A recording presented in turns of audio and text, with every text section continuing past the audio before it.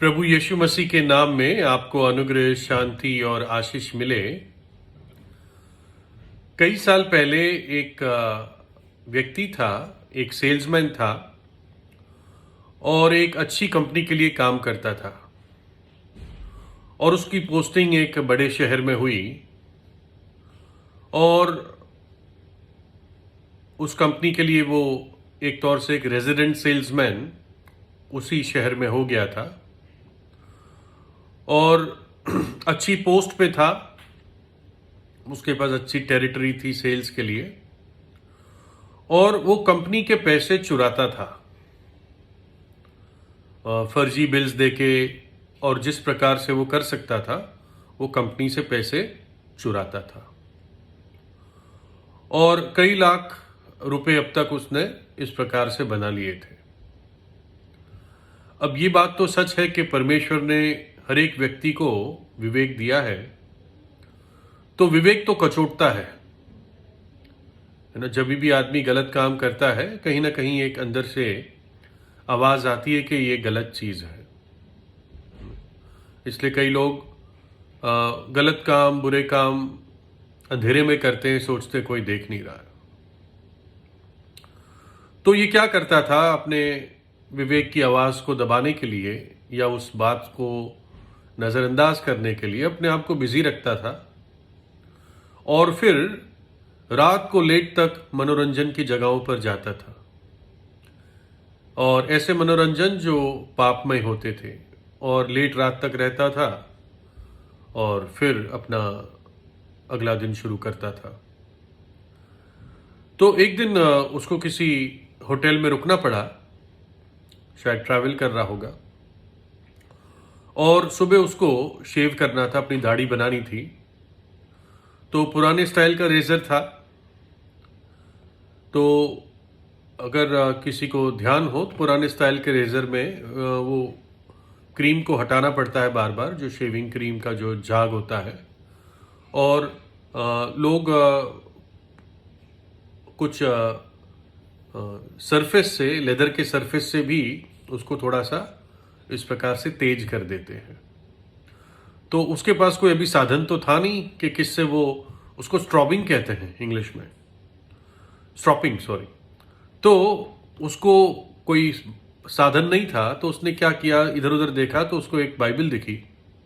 Hotel में एक गिडियंस Bible पड़ी हुई थी, उसने उसी का एक पन्ना फाड़ दिया और उससे उसने उस ब्लेड को थोड़ा सा साफ करना और मानो कि जैसे तेज करने की कोशिश की। खैर कागज से तेज नहीं होता, लेकिन एटलीस्ट एक सफाई करने की कोशिश की उसने।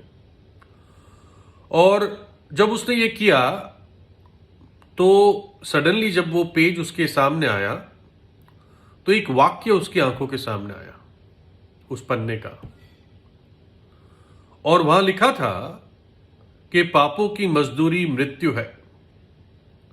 तो सडनली देख के उसको एक झटका सा लगा और उसने और ध्यान से उस वाक्य को पूरा पढ़ा और इस प्रकार से लिखा था, पापों की मजदूरी मृत्यु है, परंतु परमेश्वर का वरदान हमारे प्रभु यीशु मसीह में अनंत जीवन है। तो ये वाक्य उसको बहुत अपीलिंग लगा और वहीं पर 2 घंटे वो लगातार पढ़ता रहा और फिर उसके बाद उसने अपने घुटने टेके और परमेश्वर के सामने उसी होटल के कमरे में उसने अपने आप को पापी माना, अपने पापों का अंगीकार किया और प्रभु यीशु पर विश्वास किया। जहां तक मेरा ज्ञान है, गिडियंस बाइबल में हमेशा एक सिनर्स प्रेयर, पापियों की प्रार्थना लिखी होती है।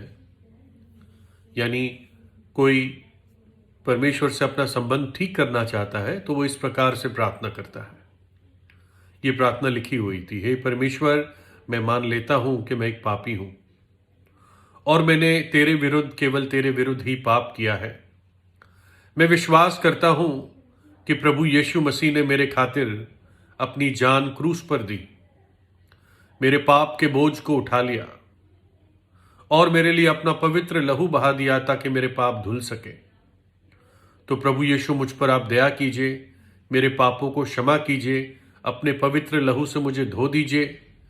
मैं विश्वास करता हूं आप तीसरे दिन जी उठे, आप जीवित हैं, मेरे हृदय में आइए और मुझे एक नया जीवन प्रदान कीजिए। तो उसने भी इसी रीति से, इसी लाइंस पे प्रार्थना की और प्रभु यीशु मसीह को अपना उद्धारकर्ता करके हृदय में ग्रहण किया। और फिर शायद उसी दिन या अगले दिन उसने अपने कंपनी को संदेशा भेजा कि वो वापस आ रहा है। उसने कारण नहीं बताया, लेकिन बस ये इंटीमेशन दिया कि मैं वापस आ रहा हूं।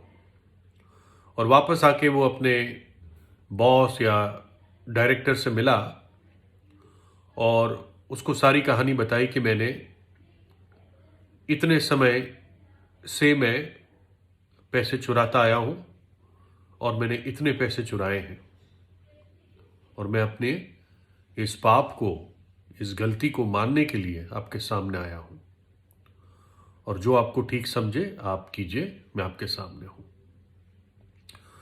और कंपनी ने इस बात को बहुत गंभीरता से लिया और उसकी इस हिम्मत का उन्होंने आदर किया और उसको नौकरी से नहीं निकाला, लेकिन उसको ये कहा कि जो पैसे तूने खाए हैं उसको हम तेरी तनख्वाह से थोड़े थोड़े करके सारा वसूल कर देंगे।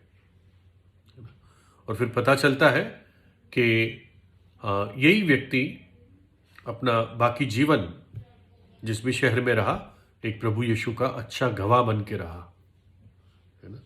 जैसे एक व्यक्ति बाइबल में यूहन्ना 9 अध्याय में कहता है कि मैं एक बात जानता हूं कि पहले मैं अंधा था पर अब मैं देखता हूं।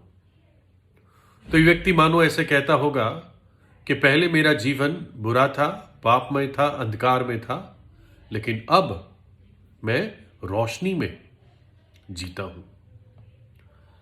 देखिए, वो बाइबल के पन्ने से अपनी रेजर की ब्लेड को साफ और तेज करना चाह रहा था, लेकिन उसी पन्ने ने उसके जीवन को तेज कर दिया। उसके जीवन के सारे जंक को और बुराई को, मैल को उस बाइबल के पन्ने ने एक बार और हमेशा के लिए हटा दिया और उसके चेहरे को चमका दिया। परमेश्वर की पवित्रता से उसके चेहरे को चमका दिया। बाइबल बात करती है एक व्यवस्था की जिसको कहते हैं पाप और मृत्यु की व्यवस्था, the law of sin and death. ये पाप और मृत्यु की व्यवस्था क्या है? जैसे उस सेल्समैन ने पढ़ा था अपने होटल के कमरे में कि पापों की मजदूरी मृत्यु है। इसको समझने की कोशिश करें। एक विद्यार्थी की परीक्षा है 6 महीने बाद और उसके करियर के लिए, जीवन के लिए इंपॉर्टेंट परीक्षा है। मानो 12th बोर्ड एग्जाम है या 10th बोर्ड एग्जाम है ना, या कोई फाइनल एग्जामिनेशन है जिससे उसका करियर आगे शेप होगा।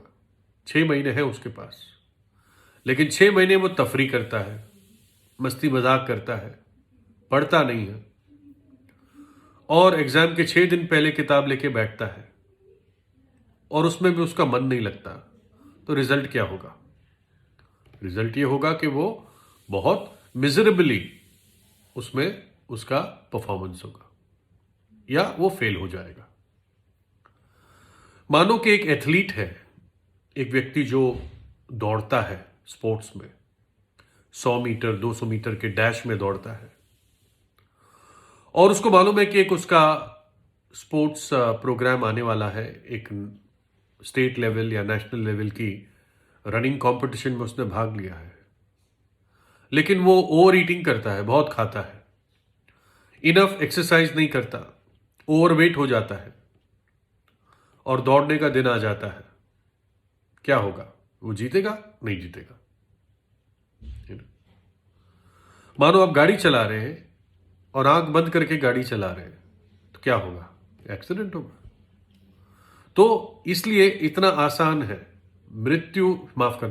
पाप और मृत्यु की व्यवस्था, the law of sin and death. पापों की मजदूरी मृत्यु है। और क्योंकि हर एक व्यक्ति पापी है, इसलिए हर एक व्यक्ति मरता है। आप कहोगे फिर प्रभु यीशु मसीह भी मरा। प्रभु यीशु मसीह क्यों मरा? वो इसलिए मरा क्योंकि उसने हमारे पापों को अपने ऊपर लिया। वो तो जन्म से पाप रहित था, पाप का स्वभाव भी उसके अंदर नहीं था, लेकिन बाइबल बताती है उसने हमारे पापों को और पापों के दंड को अपने ऊपर लिया, इसलिए उसने क्रूस पर अपनी जान दी। लेकिन आपको मालूम है प्रभु यीशु तीसरे दिन मृतकों में से जी उठा। क्यों जी उठा? क्योंकि वो पाप और मृत्यु की व्यवस्था के अधीन नहीं है। मरा इसलिए क्योंकि हमारी सजा थी। जी उठा क्यों? क्योंकि वो मृत्यु पर विजयी है, पाप रहित है ना? और उसने वो पापों की सजा आपके लिए और मेरे लिए ली, यानी मेरे और आपके लिए उसने प्राण दिए, और हमें धर्मी ठहराने के लिए वो तीसरे दिन जी उठा, है ना? आज वो मेरा प्रभु है, उद्धार करता है, और मुझे इस बात का गर्व है कि मैं सच्चे और जीवित परमेश्वर प्रभु यीशु पर विश्वास करता हूं, और वो मेरा प्रभु है, वो मेरा खुदा है। और मैं उस वचन को फिर से एक बार आपके सामने पढ़ूंगा। पापों की मजदूरी तो मृत्यु है, परंतु देखो, परंतु बहुत बड़ी आशा लाता है, परंतु परमेश्वर का वरदान हमारे प्रभु यीशु मसीह में अनंत जीवन है। जो कोई प्रभु यीशु पर विश्वास करेगा वो नाश न होगा, परंतु अनंत जीवन पाएगा। उस भयानक नरक की आग से वो व्यक्ति बच जाएगा, बल्कि अनंत जीवन में, अनंत शांति में, अनंत आनंद में प्रवेश करेगा। परमेश्वर आपको आशीष दे।